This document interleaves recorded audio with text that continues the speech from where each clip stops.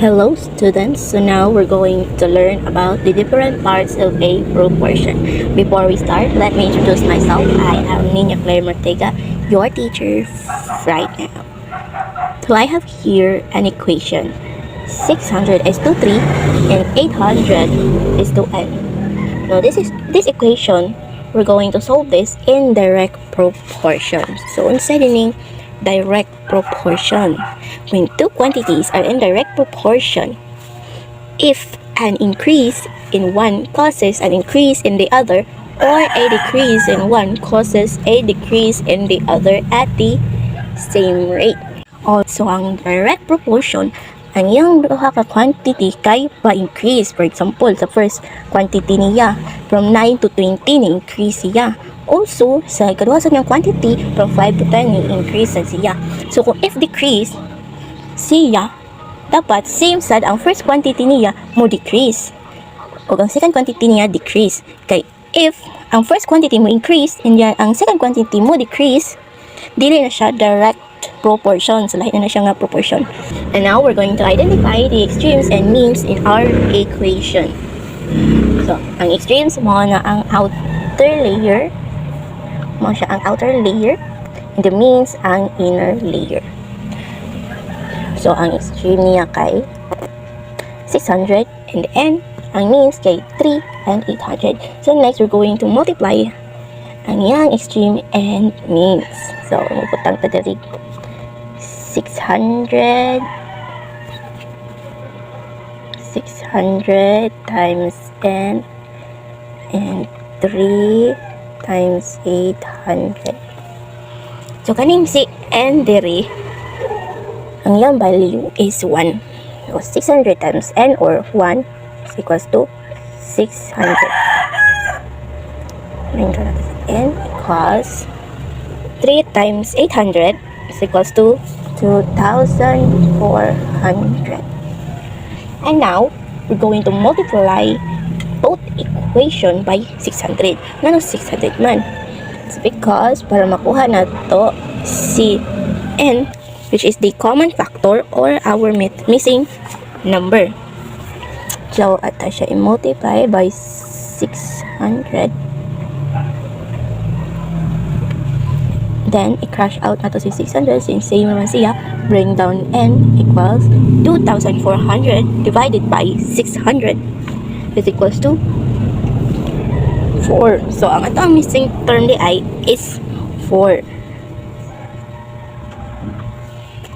Okay, so para di mo maglibog nga nung gitawag siya og direct proportion, pwede na siya ibutang into column.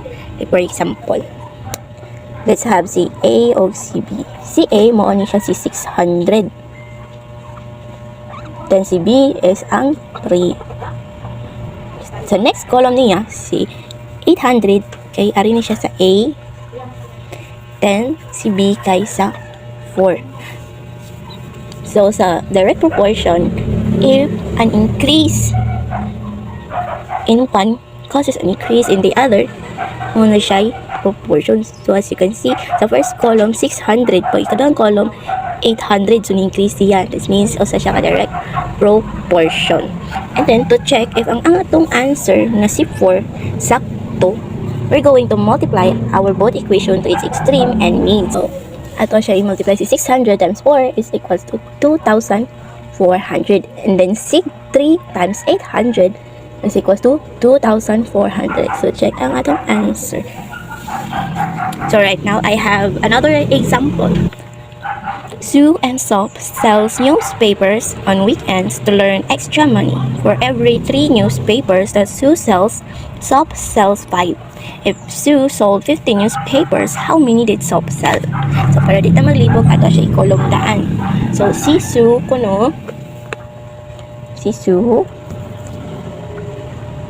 nakasell siya og 5 newspapers. And then si Sop,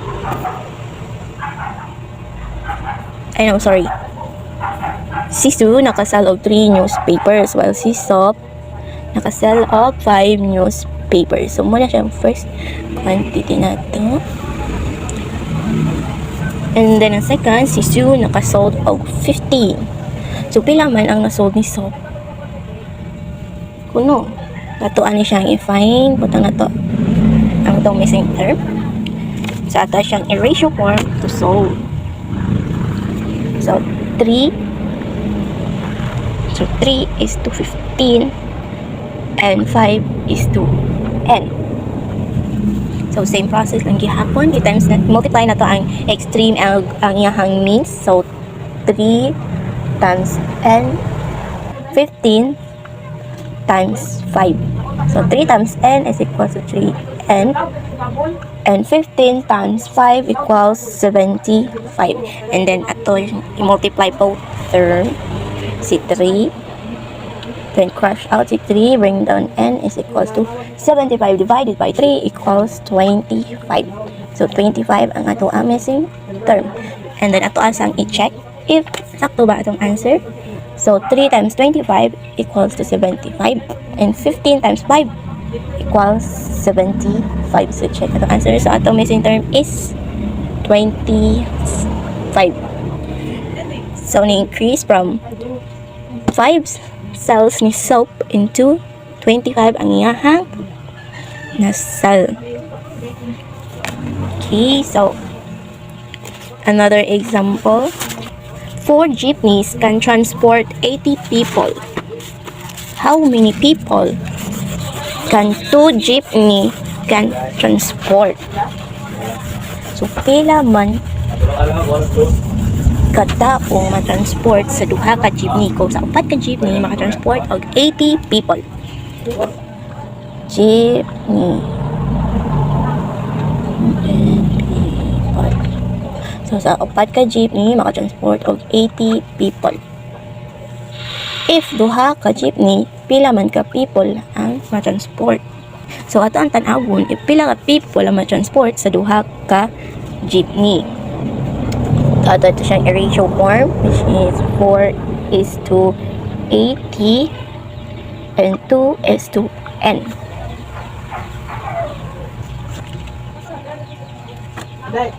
Then again, multiply the extremes and means, which is 4 times n equals 80 times 2. So 4 times n is equal to 4n, and 80 times 2 is equal to 160. And then ato siyang i-multiply. I'm going to put 4 and 4, cancel the 4, bring down n equals 160 divided by 4 is equals to pila man? 40. Okay. So ang ato ang missing term is 40. So sa duha ka jeepney na 40 people nga mo sakay or makasakay. So kanina example, ang direct proportion niya kay decrease from 4 ka jeepney into 2 jeepneys, and then 80 to 40. So nin-decrease siya. That's all for the diverse proportion. The next part of a proportion will be discussed by Miss O'Hagan. Good morning, class. I am Teacher Hannah O'Hagan. You can call me Teacher Hannah. So today, I will be discussing you about inverse proportion. So what is inverse proportion? Two quantities are in inverse proportion if an increase in one causes a proportional decrease in the other, and vice versa. So I have an example. I have enough money for a vacation of 12 days. If I spend only 500 pesos a day, for how many days my money lasts if I decide to spend only 400 pesos a day? So what are two quantities being compared to this problem? So we have the number of days that is represented by D, and the amount spent that is represented by the variable of A. So if we are going to analyze the given problem, if we spend 500 pesos a day and it will last for 12 days, so that would be D sub 1 is equal to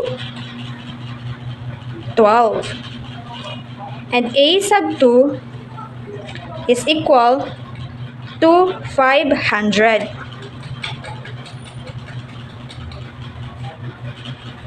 So ang question is, pila ka days maglast ang imong kwarta if 400 pesos ang imong gastoon. Imong gaston per day. So let us represent X be the number of days. Will the money last if I decide to spend only 400 pesos a day? So in this case, ubura ang 400 nga imong gigasto per day and mas taas ang number of days would last. So this is an example of inverse proportion.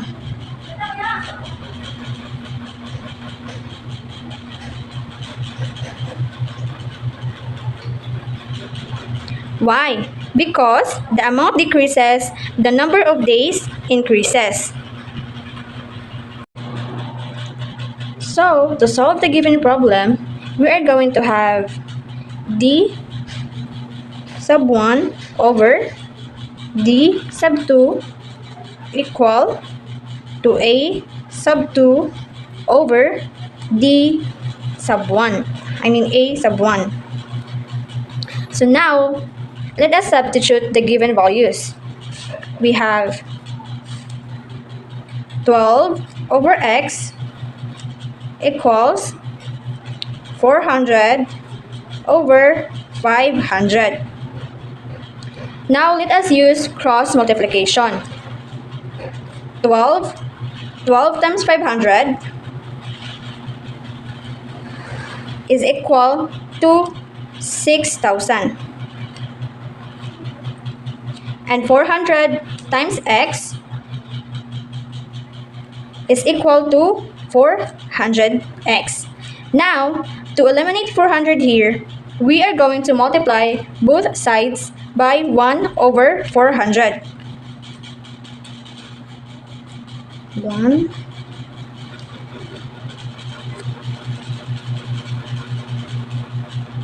Now, 1 over 400 times 600 is equal to 1 over 400 times 6,000 is equal to 6,000 over 400. And 400x times 1 over 400 is equal to 400x over 400. Now, next step is ato siyang i-divide.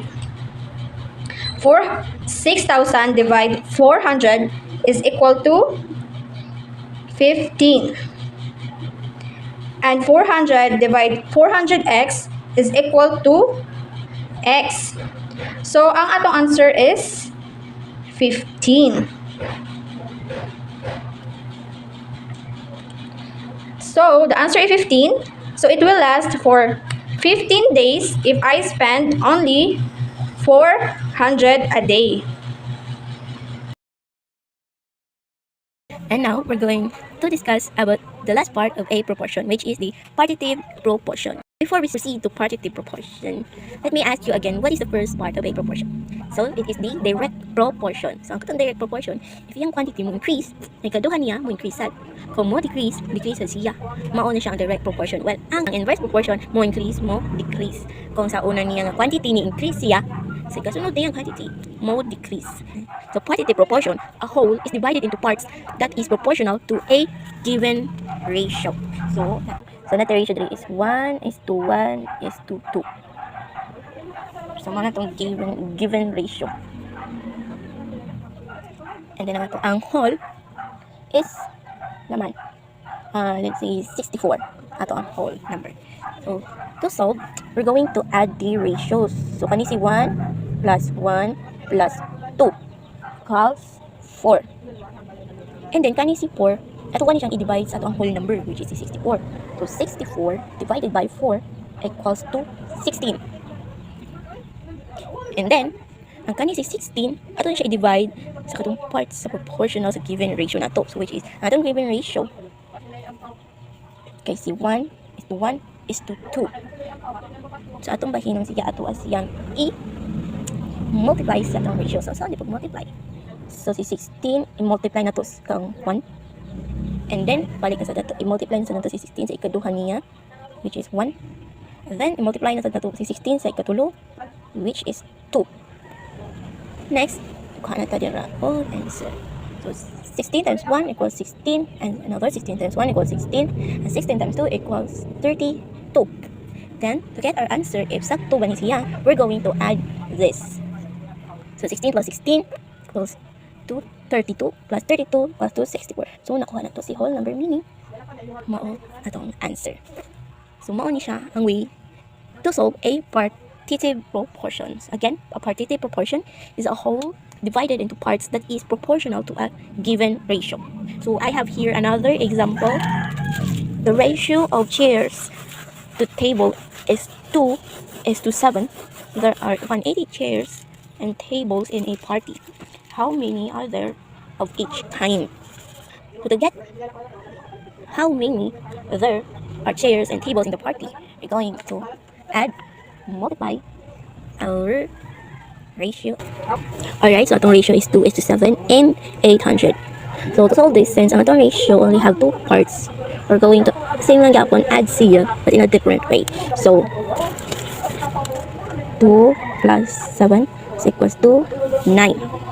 Then siya mo na siyang fraction form. So si first, si 2, and then ang denominator niya is 9. Next, kani siya ato ni siyang i-multiply sa tong whole number, which is 180.